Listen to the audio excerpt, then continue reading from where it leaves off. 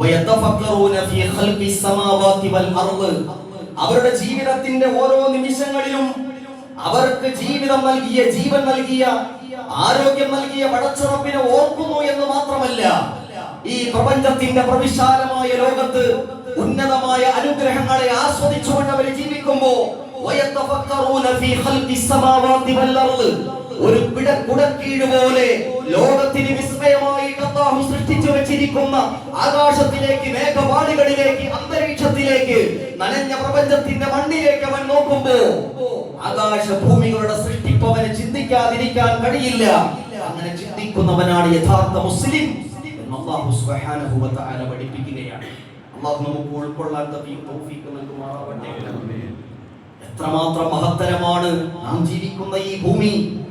ലോകത്തിന്റെ ആധാരശിലയായി ഖിയാമത്തിന്റെ അവസാനം വരെ അല്ലാഹു തആല നിലനിർത്തുന്ന മഹാനായ ഇബ്രാഹിം നബി അലൈഹിസ്സലാത്തു വസ്സലാമും പ്രിയപ്പെട്ട പുത്രൻ ഇസ്മാഈൽ നബിയും കൂടി പടുതുയർത്തിയ ലോകാന്ത്യം വരെ നിലനിൽക്കുന്ന പരിശുദ്ധമായ കഅബാലയം, ആ കഅബാലയത്തിനോടൊപ്പം ഈ ലോകത്ത് നിലനിൽക്കുന്ന അനേകായിരം മസ്ജിദുകൾ, അല്ലാഹുവിന്റെ ഉത്കൃഷ്ടമായ ഉന്നതമായ ദൃഷ്ടാന്തങ്ങൾ, ഇതിനെയെല്ലാം വഹിക്കുന്ന ഭൂമി, ആ ഭൂമിയെ കുറിച്ച് മാത്രം ചിന്തിച്ചാൽ അല്ലാഹു എത്ര സ്നേഹസമ്പന്നനാണ്, എത്ര കരുണാമയനാണ്, എത്ര ആർദ്രനാണ്.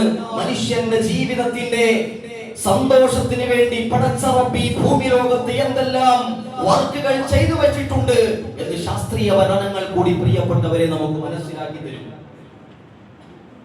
ഭൂമി സൂര്യനിൽ നിന്ന് ശരിയായ രൂപത്തിൽ ആയിരുന്നില്ലെങ്കിൽ നിങ്ങളൊന്ന് ചിന്തിച്ചു നോക്കിയിട്ടുണ്ടോ? നമ്മൾ ജീവിക്കുന്ന, അധിവസിക്കുന്ന ഈ ഭൂമി ഉണ്ടല്ലോ, ആ ഭൂമി സൂര്യനിൽ നിന്നും കൃത്യമായ ഒരു അളവുകോല് വെച്ച് അല്ലാഹു സൃഷ്ടിക്കുകയും അത് ഇന്നും ഇന്നലെയും ഇനി എന്നും അങ്ങനെ നിയന്ത്രിക്കുകയും ചെയ്തില്ലായിരുന്നുവെങ്കിൽ എന്തായിരുന്നു നമ്മുടെ ജീവിതത്തിന്റെ ആവാസ വ്യവസ്ഥിതിയുടെ അവസ്ഥ? നമ്മൾ ചിന്തിച്ചിട്ടുണ്ടോ? അടുത്ത ചൂട് കാരണം ഇവിടത്തെ ജലമൊക്കെ ബാഷ്പീകരിക്കപ്പെടുമായിരുന്നു, ബാഷ്പമായി പോകുമായിരുന്നു. അതുപോലെ തന്നെ ഭൂമിയും സൂര്യനുമായിട്ടുള്ള അളവിൽ ഒരൽപ്പം വേരിയേഷൻ സംഭവിച്ചാൽ പിന്നെ ലോകത്ത് ജീവജാലങ്ങൾക്ക് ജീവന് തന്നെ നിലനിൽപ്പില്ല എന്ന് ആധുനിക സയൻസ് ലോകത്തെ പഠിപ്പിക്കുകയാണ്.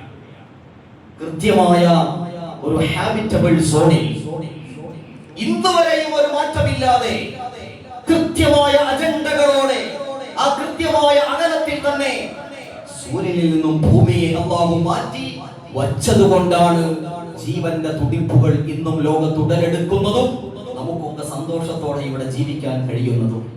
എത്രമാത്രം സ്നേഹസമ്പന്നനാണ്, കരുണാമയനാണ് അല്ലാഹു സുബ്ഹാനഹു വ തആല.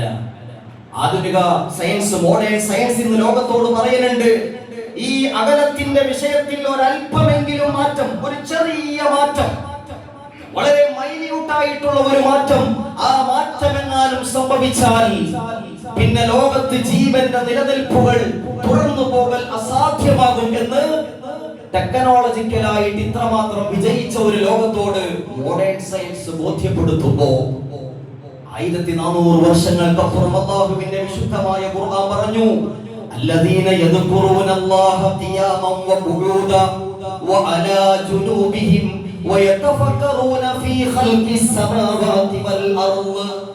ഹജ്ജ് ചെയ്യാൻ എത്ര പറയുന്നു, ഹജ്ജ് ചെയ്യാൻ സമ്പത്തുണ്ട്, നമുക്ക് പറ്റുന്നില്ല. ഉംറ ചെയ്യാൻ നമുക്ക് പണമുണ്ട്, പക്ഷേ ആ ഉംറ ചെയ്യാൻ പ്രിയപ്പെട്ടവരെ നമുക്ക് കഴിയുന്നില്ല. ഇനി ഒരു ഉദ്ഹിയത്തെങ്കിലും നിങ്ങൾ പങ്കാളികളാകൂ, ഒരാടിനെ നിങ്ങൾ അറുത്തു കൊടുക്കൂ, ഉന്നതമായ ആരാധനയിൽ നിങ്ങൾ ഐക്യദാർഢ്യം പ്രഖ്യാപിക്കൂ. എത്ര പേർക്ക് കഴിഞ്ഞിട്ടുണ്ട്? എത്ര സ്നേഹമാണ് ഈ ഭൂമിയിൽ അല്ലാഹു നമുക്ക് വേണ്ടി വിതറിയത്. ഭൂമിയുടെ ഭ്രമണ വേഗത്തെ അല്ലാഹു നിയന്ത്രിച്ചില്ലേ? ചന്ദ്രന്റെ സ്വാധീനം മൂലം കടലിനെ അല്ലാഹു നിയന്ത്രിച്ചില്ലേ? സൂര്യനിൽ ഉത്ഭവിക്കുന്ന ഊർജത്തിന്റെ ആ കൃത്യമായ ഉൽപാദനങ്ങളെ കൃത്യമായി നിയന്ത്രിച്ചില്ലേ? അങ്ങനെ മനുഷ്യ ജീവിതം ഇവിടെ അല്ലാഹു തആല സുഖാര്യമാക്കിയില്ലേ? റബ്ബിനെ എങ്ങനെ നമുക്ക് മറക്കാൻ പറ്റും? അല്ലാഹു ആരാധനകളിലൂടെ ഇബ്രാഹിം നബി അലൈഹിസ്സലാത്തു വസ്സലാം പടുത്തുയർത്തിയ ഒരു ആദർശ ബോധമുണ്ട്, ഒരു ഈമാനികമായ ബോധം. അങ്ങനെ ആയിത്തീരാൻ അല്ലാഹു നമുക്ക് തൗഫീഖ് നൽകുമാറാവട്ടെ. പ്രപഞ്ചത്തിന്റെ രഹസ്യം കണ്ട നബിയായ ഇബ്രാഹിം നബിയെ വെറും ഒരു നബിയായിട്ട് നമുക്ക് കാണാൻ പറ്റില്ല. മോഡേൺ സയൻസ് ഇത്രത്തോളം ലോകത്ത് വിജയിക്കുമ്പോ ഇബ്രാഹിം നബിയെ ശാസ്ത്രീയപരമായി നമ്മളൊന്ന് വായിച്ചാൽ ലോകത്തിന്റെ രഹസ്യങ്ങൾ കണ്ട നബിയുടെ പേരാ ഇബ്രാഹിം നബി അലൈഹിസ്സലാത്തു വസ്സലാം. സൂറത്തുൽ അൻആം 75-ാമത്തെ വചനം വായിക്കൂ നിങ്ങൾ. ആരാണ് ഇബ്രാഹിം നബി എന്ന് മനസ്സിലാക്കുക. ഇബ്രാഹിം നബിയുടെ ടാലന്റ്, ആ ഇന്റലക്ച്വൽ ഫാക്ടർ അത് എത്രത്തോളം ഉന്നതമായിരുന്നു എന്ന് തിരിച്ചറിവ് നമുക്കുണ്ടാവും. ആ ഇബ്രാഹിം നബിയാണ് കഷ്ടപ്പെട്ട് ലോകത്തിലെ ഏറ്റവും വലിയ ഉന്നതമായ സ്മാരകം കഅബാലയം പടുത്തുയർത്തിയത്. പോകാൻ അല്ലാഹു നമുക്ക് തൗഫീഖ് നൽകട്ടെ. തവാഫ് ചെയ്യാൻ അല്ലാഹു നമുക്ക് തൗഫീഖ് നൽകട്ടെ. നിരന്തരമായിട്ട് അവിടെ ഓർക്കാൻ അല്ലാഹു നമുക്ക് തൗഫീഖ് നൽകട്ടെ. പുണ്യമായ കഅബയുടെ കില്ല പിടിച്ചിട്ട് നിറഞ്ഞ കണ്ണുകളോടെ പടച്ചറപ്പിനോട് ആവശ്യങ്ങൾ ഉണർത്താൻ പടച്ചറപ്പേ നീ ഞങ്ങൾക്ക് തൗഫീഖ് നൽകണേ അല്ലാഹ്. ഹജ്ജ് ഒരു സ്വപ്നമാകണം, ഉംറ ഒരു സ്വപ്നമാകണം, സഫ ഒരു സ്വപ്നമാകണം, മർവ ഒരു സ്വപ്നമാകണം, സംസം ഒരു സ്വപ്നമാകണം. എന്റെ പ്രിയപ്പെട്ടവരെ, മനുഷ്യ ജീവിതത്തിന്റെ നിരന്തരമായ സ്വപ്നങ്ങളിൽ വിശുദ്ധമായ കഅബാലയവും മക്ക രാജ്യവും പുണ്യനബിയുടെ മദീനയും ഒക്കെ കടന്നു വരണം. അവിടെയൊക്കെ ഇബ്രാഹിം നബിയുടെ ചരിത്രങ്ങളുണ്ട്.